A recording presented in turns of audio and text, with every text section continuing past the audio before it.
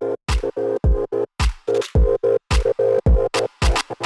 right, I'm very excited about our next two guests. We are going to bring on Phyllis Lockett, CEO of Leap Innovations. And Phyllis is going to, yes, round of applause for Phyllis. And she is going to be joined on stage by Alena Analeigh. Alena is a 12-year-old genius. She has already graduated high school, and she's starting college at Arizona State University to study mechanical engineering. Just want to think about what you were doing at 12 years old. Don't think it involved complex college-level math and science. It certainly did not for me. She's also the youngest girl of color to intern at NASA, and she launched the Brown STEM Girl to advocate for the education of women and girls of color in STEM. So we are really excited to have her and Phyllis here. So please give them a round of applause, Phyllis and Alena.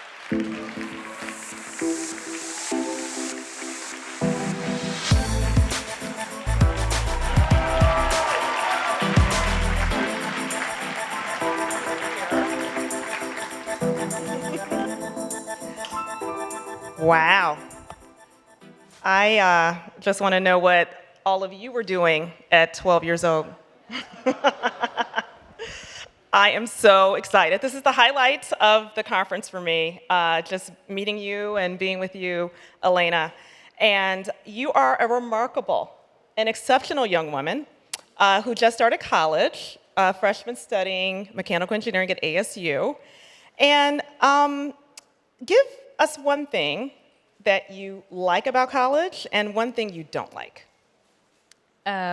Something so far that I like about college is one of my classes, my Greek class. We have this like really huge textbook that you have to have, and you have to read the whole thing. It's like a 25-chapter textbook.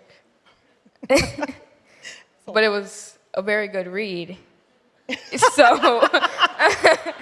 So I got into the book, and it was a good read, which made the class a plus. So that's what I liked about college. And what I didn't like about college was my 307 math topics that I had to learn in 6 weeks. 307 topics you had to cover in 6 weeks. So I just, again, want to know how many adults out there would have been able to accomplish that? Raise your hand. Yeah, not seeing anybody. Not seeing anybody. So given that you are 12 and already in college, it should be no surprise that you have had a very exceptional education journey. Tell us more about your learning journey. Well, my learning journey actually started with homeschool. I was pulled out at the age of 7 from my regular school because of my principal telling me that I couldn't get all A's because of my skin color. And it hurt, but it's also what told me I can show them I can get all A's. Give it up. Amen to that. I mean, it's so, when you first told me that story, I was outraged, and you realize that's just flat out wrong. Obviously, you have proved them wrong. We have a saying in my neighborhood that I can show you better than I can tell you. You showed her, and I hope she's watching. But you know, it's reflective of what so many black and brown kids in our country are told every day about what they can't do and who they can't be. And I just want to take a moment to acknowledge your mom, Daphne, for not putting up with that nonsense. Daphne, will you stand up? Let's give it up for Daphne.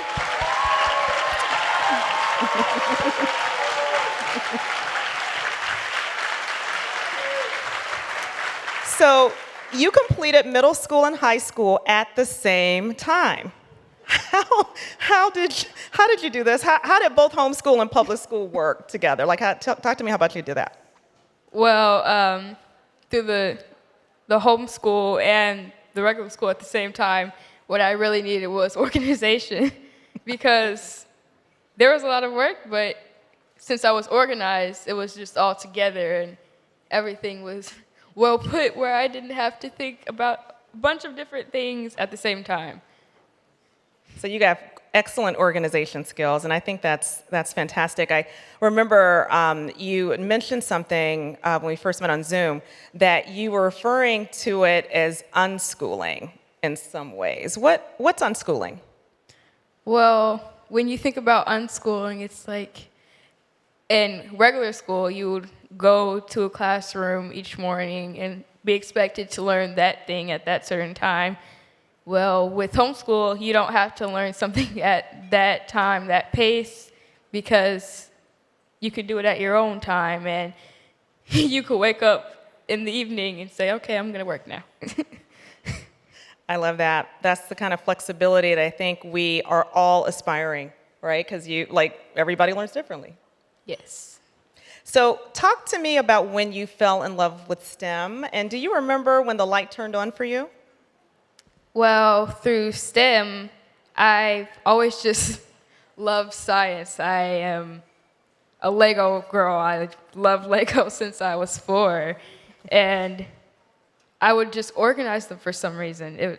They would never be around the house or just thrown away. Yeah, I heard you said your mom, nobody touch your Legos. Yeah, my you play mom that, right? kept touching my Legos. But I also just love the stars. I love sitting at night watching the stars. And I remember my mom coming outside saying it was like 11 o'clock, like, come inside the house. Come in the house. Why did you love the stars so much? Something about the stars just told me what's out there, what could possibly be of our galaxy. And I just also love planets and going to NASA centers and just walking in and saying, I'm going to work here one day, and I work here, and I'm going to work on that. That's so awesome. And so then, where did you work this summer?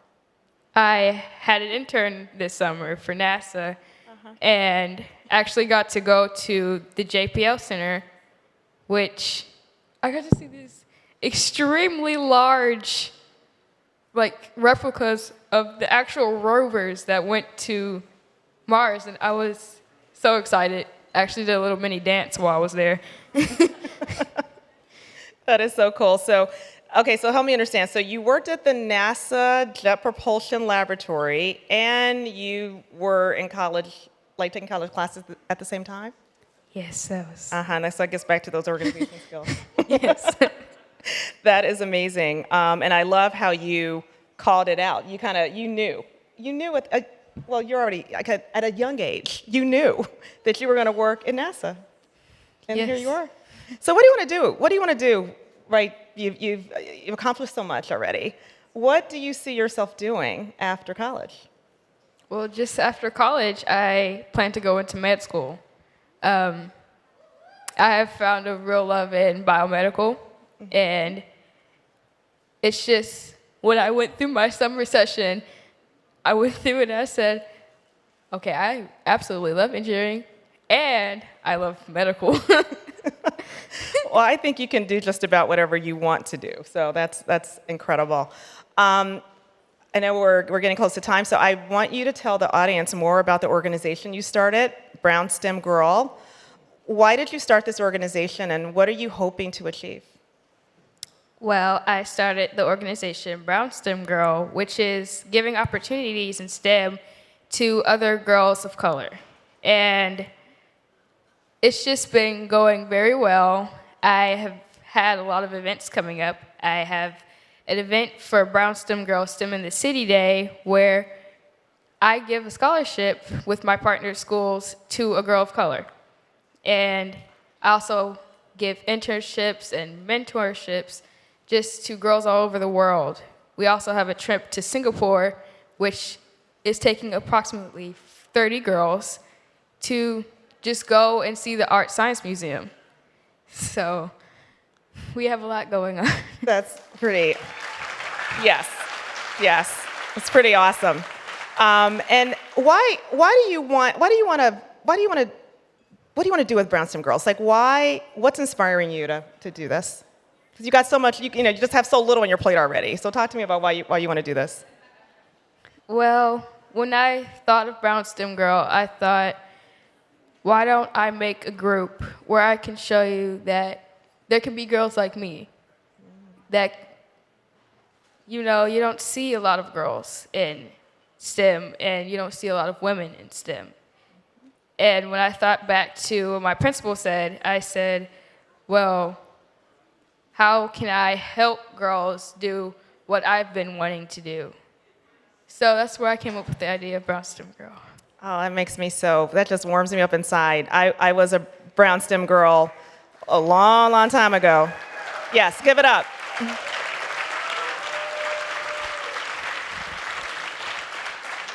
And I was the only one in so many of my engineering classes, and you're making a pathway for so many to come who look like you, and I'm just so proud. That just makes me so happy.